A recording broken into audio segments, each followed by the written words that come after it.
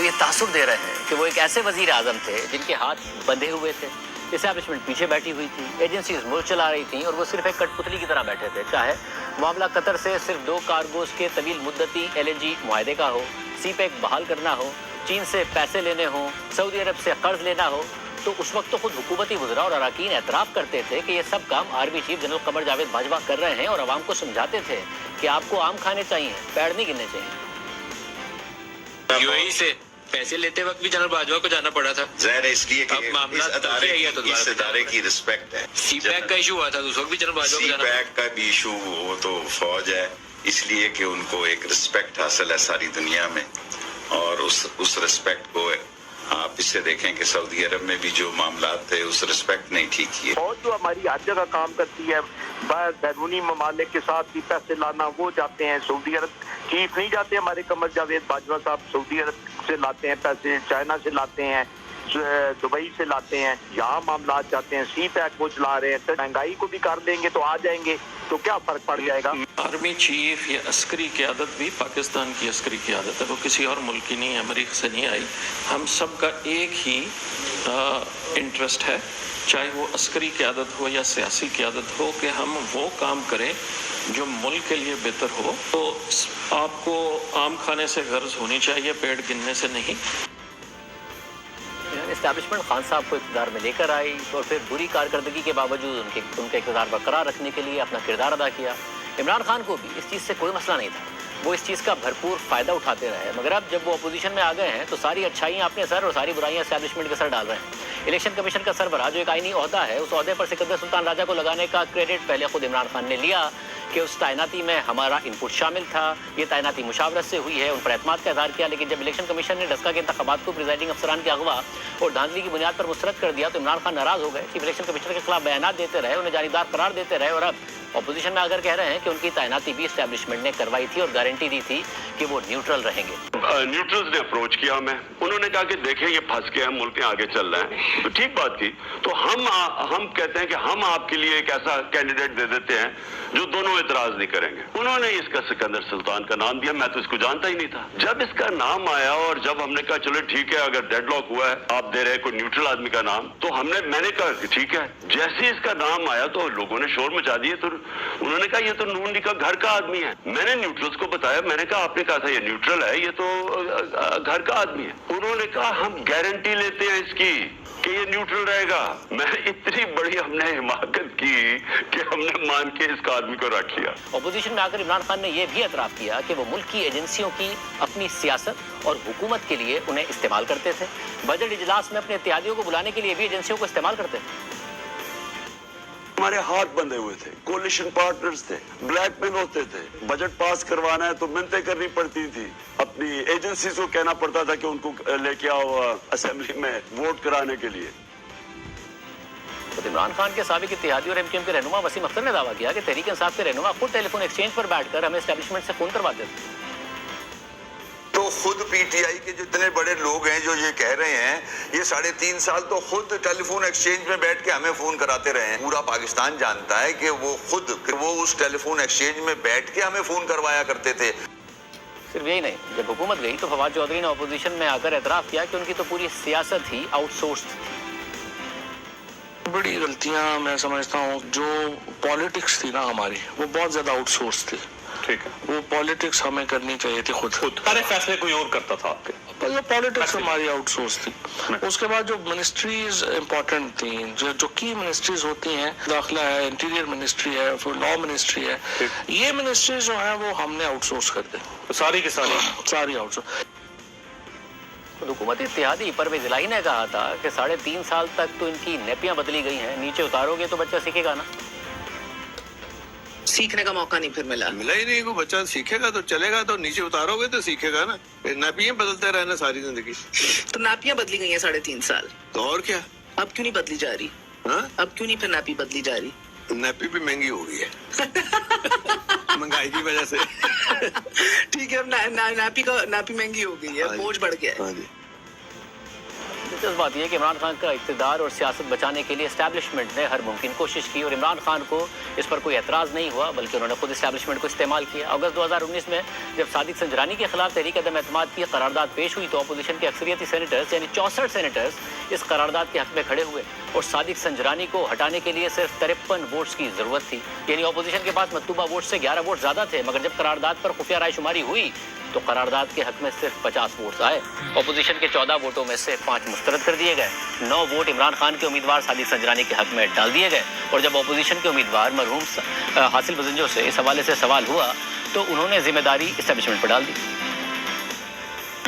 रात इशाइये में आप कह रहे थे कि 64 लोग आपके होंगे, तो ये कहाँ गए 64 लोग? 64 खड़े नहीं थे, तो ये जब अंदर गए हैं खुफिया राय शुमारी में, तो ये कौन लोग हैं 14 लोग जो ये जनरल फैज के लोग हैं, जनरल फैज ISI के चीफ जानते हैं, उसके लोग हैं। मगर तहरीक इंसाफ के रहनुमा इसका दिफा करते रहे और कहते रहे कि ये तो अपोजिशन रहनुमाओं के ज़मीर की आवाज़ थी। PMLN के लोग, मैं यकीन के साथ कह सकता हूँ कि वोट हमारे बढ़ेंगे, काम अगर इसका मतलब है आपने PMLN के बंदे तोड़ लिए? नहीं, हमने नहीं तोड़े, लोगों का ज़मीर जागना शुरू हो गया। आज पीपल्स पार्टी में है, PMLN में है, बाकी पार्टीज में है, उन्होंने अपने ज़मीर के मुताबिक फैसला किया है। आज सही मानों में जमहूरियत की जीत और सेनेटर ने अपनी ज़मीर के मुताबिक फैसला किया। ये हॉर्स ट्रेडिंग नहीं होगी, वो कुछ और होता है। अगर हॉर्स ज़मीर के मुताबिक फैसला करेंगे, क्योंकि नाइंसाफी अल्लाह को नापसंद है। तहरीक इंसाफ इस्टेब्लिशमेंट की हर मुदाखलत का दिफा करती थी, उससे मुदाखलत कराती भी थी, फिर उसका जवाब भी फराहम करती थी, उसका सियासी फ़ायदा भी उठाती थी। इसके अलावा इमरान खान की हुकूमत ने जस्टिस फाइज ईसा के खिलाफ सुप्रीम जुडिशल काउंसिल में रेफरेंस दायर करके सबको हैरान कर दिया था और जब उस पर सवालात हुए तो तहरीक इंसाफ के रहनुमा उस रेफरेंस का दिफा करते थे। जस्टिस फाइज ईसा और उनकी अहलिया पर तनकीद करते थे, सोशल मीडिया पर उनके खिलाफ गलीज़ मुहिम चलाई गई, मगर फिर जब ये रेफरेंस सुप्रीम कोर्ट ने मुस्तरद कर दिया और तहरीक इंसाफ अपोजिशन में आ गई तो अब इस केस से भी फासला इख्तियार करने की कोशिश कर रही है। इमरान खान ने अपोजिशन में आकर तस्लीम किया कि जस्टिस फाइज ईसा के खिलाफ रेफरेंस भेजना है गलती थी और उन्हें जस्टिस फाइज ईसा के खिलाफ मिसगाइड किया गया था, लेकिन खुद तहरीक इंसाफ से जुड़े लोग ये तस्लीम कर चुके हैं कि जस्टिस फाइज ईसा के खिलाफ रेफरेंस दायर करने में इमरान खान की ज़ाती दिलचस्पी थी। गुज़िश्ता दिनों हमारे प्रोग्राम में तहरीक इंसाफ के रहनुमा और सुप्रीम कोर्ट बार के साबिक सदर हामिद खान ने बताया कि जब ये रेफरेंस फाइल किया गया था तो उस वक्त इमरान खान ने मुझसे मुशावरत की थी और मैंने उन्हें कहा था कि यह गलती की है क्योंकि जस्टिस फाइज ईसा एक आज़ाद और ईमानदार जज, आप ये रेफरेंस वापस ले लें। तो इमरान खान मुझसे नाराज़ हो गए थे और फिर कई साल नाराज़ रहे, मगर अब गलती मान रहे हैं। काजी फाइज ईसा के खिलाफ रेफरेंस है, खान साहब ने मुख्तलिफ सहाफ़ियों से मिलकर तो कहा कि वो गलती थी। इस हवाले से आपसे बात हुई? जी बिल्कुल हुई। उन्होंने कहा कि मुझे मिसलीड किया गया था क्योंकि जब ये रेफरेंस फाइल किया था तो उसके बाद उन्होंने मुझसे मुशावरत की थी, तो मैंने उनको कहा था तो मेरा के गए थे उनके गलत मशवरे और मुझे मिसलीड किया था उन्होंने, उनकी कानूनी राय इस हवाले से बिल्कुल गलत थी और ये गलती हुई हमसे। इमरान खान ने गलती तो मान ली, लेकिन इसकी जिम्मेदारी साबिक वजीर कानून फरूक नसीम पर डाल दी गई। अप्रैल 2022 को फवाद चौधरी ने ट्वीट किया, इमरान खान ने मुझे सुबह 7 बजे फ़ोन करके फ़ौरन आने को कहा और जब मैं 9 बजे पहुंचा तो जस्टिस फाइज ईसा के खिलाफ रेफरेंस का कहा, वरना मुझे क्या पड़ी थी, फैसला करने वाले तो इमरान खान और सदर पाकिस्तान आरिफ अलवी थे। इमरान खान साहब ने कहा है कि मेरी गलती थी कि जस्टिस फाइज ईसा के खिलाफ रेफरेंस बनाया गया और मुझे मिसगाइड किया गया। और फवाद चौधरी साहब ने कहा है कि आपने बाकायदा इसरार किया, वरना यहाँ तक भी डिबेट हुई कि ये जो बार एसोसिएशन है बुकला का काम है, अगर इस किस्म की कोई चीज़ आई भी है हुकूमत का काम नहीं है, मगर आपने इसरार करके ये काम कराया, आपने मिसगाइड किया वज़ीर आज़म इमरान खान को जस्टिस फाइज ईसा के खिलाफ। देखें टोटल नॉनसेंस। अब देखें मुझे पुश कर रहे हैं ना, तो फिर मैं बताता हूँ आपको। हुआ ये सुबह 7 बजे फ़ोन आया इमरान खान साहब का मेरे पास और उनका कि फ़ौरन आओ। मैंने कहा सर आता हूँ मैं। 9 साढ़े 9 तक पहुँचा, नहीं मुलाक साहब जिंदा थे और उन्होंने यही कहा कि ये जो इनकी एसेट्स हैं ये इस तरह का है और हमारा एंटी करप्शन का एजेंडा है, फ़ौरन इसका रेफरेंस बनाया जाए। अच्छा, अब बात सारी ये है कि मुझे क्या पड़ी थी, वो तो जो भी चीज़ रिकवर हुई इंफॉर्मेशन ARU की तरफ से रिकवर हुई। अच्छा, अगर एक मिनट के लिए मान लेते हैं मैं कह रहा था उनको ये बनाने के लिए, तो ये डिसीजन मेकर तो इमरान खान साहब थे, सदर पाकिस्तान थे, ये सारा गलत है। हमारे प्रोग्राम में साबिक DG تھا کہ تو سپریم جوڈیشل کاؤنسل میں جج کے خلاف کارروائی ہو سکتی ہے، اس کے باوجود یہ کیا ہوا کہ آپ کو پہلے وزیر اعظم نے کہا، پھر فروغ نسیم صاحب پش کرتے رہے، کیا کہانی ہے؟ پرائم منسٹر صاحب سے ملاقات ہوئی، انہوں نے کہا کہ آپ ہمت کرو اور مطلب کر سکتے ہو. مجھے نہیں پتا تھا کہ کیس کیا ہے. جب گئے شہزاد اکبر کے کمرے میں تو ادھر جا کر کے انہوں نے یہی بات کی کہ جسٹس قاضی فائز عیسیٰ کے خلاف کیس بنانا ہے. پھر وہاں سے ہم تینوں، میں، اعظم، شہزاد اکبر صاحب، ہم مل کر گئے فروغ نسیم صاحب کے آفس میں، جہاں پہ اشفاق بھی موجود تھے. فروغ نسیم صاحب بھی کنونس تھے کہ یہ بننا چاہیے اور آپ یہ رول ادا کرو. میں نے کہا بھائی ایف آئی اے نہیں کر سکتی، سپریم کورٹ کا جج ہے، سپریم جوڈیشل کاؤنسل کا کام ہے یہ. انہوں نے کہا کہ نہیں، مل کے کر لیں گے اور ایف پی آر اور آپ مل کر کرو اور یہ جو بھی ہے. لیکن آئی ریفیوزڈ. یعنی جسٹس فائز صاحب کے خلاف ریفرنس دائر بنایا گیا. اللہ رسول کی قسمیں کھا کر کہا گیا کہ سارے ثبوت موجود ہیں، سیاستدانوں کے ہاتھ میں نہیں ہے. اسد عمر نے بھی یہی تاثر دیا. ہاتھ میں آگے نا بنانے میں. اچھا ہی ہے، ویسے نہیں ہے، پی ٹی آئی نے نہیں بنایا گیا. اب وہ آفریدی صاحب یاد نہیں ہے جو کہتے جان اللہ تعالیٰ کو دینی ہے، انہوں نے حلف اٹھایا پریس کانفرنس میں بھی.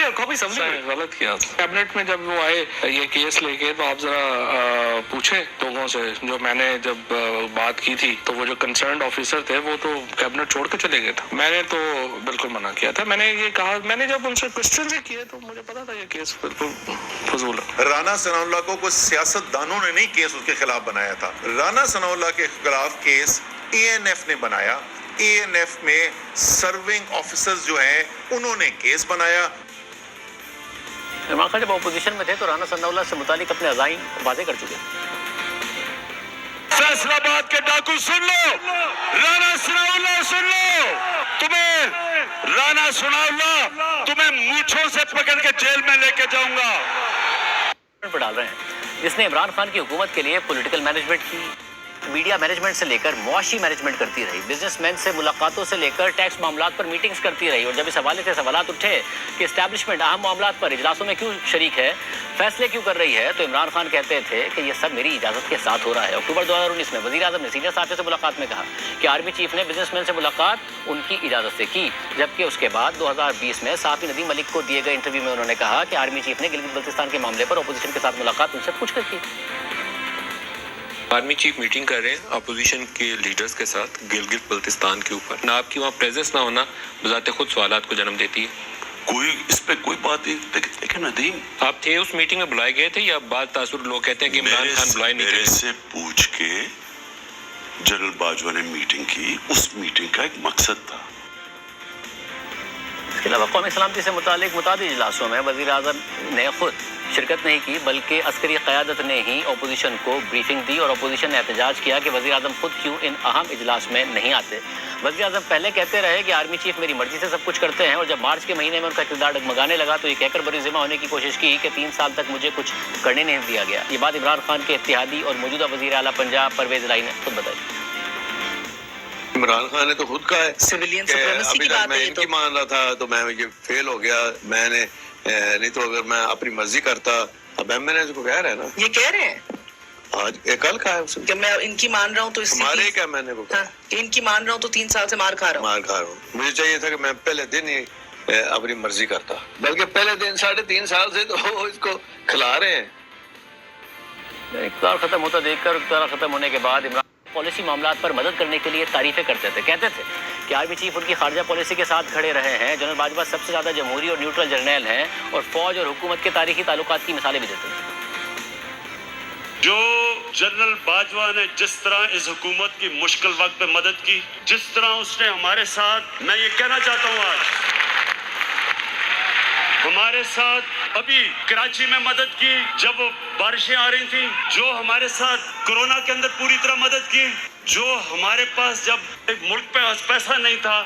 2 سال پاکستان کی فوج نے اصل میں اپنے ڈیفنس ایکسپینڈیچر پہ کاٹ لیا کیونکہ ان کو فکر تھی کہ پاکستان کے پاس پیسہ نہیں ہے. کبھی ایسے پہلے نہیں ہوا. ہر جگہ ساری میری فورن پالیسی کو آج پاکستان کی فوج اور جنرل باجوہ ہمارے ساتھ کھڑے رہے ہیں. ایک اسٹیبلشمنٹ ہوتی ہے جنرل ضیاء کی، ایک ہوتی ہے جنرل مشرف کی، ایک ہے جنرل باجوہ کی. ٹوٹلی ایک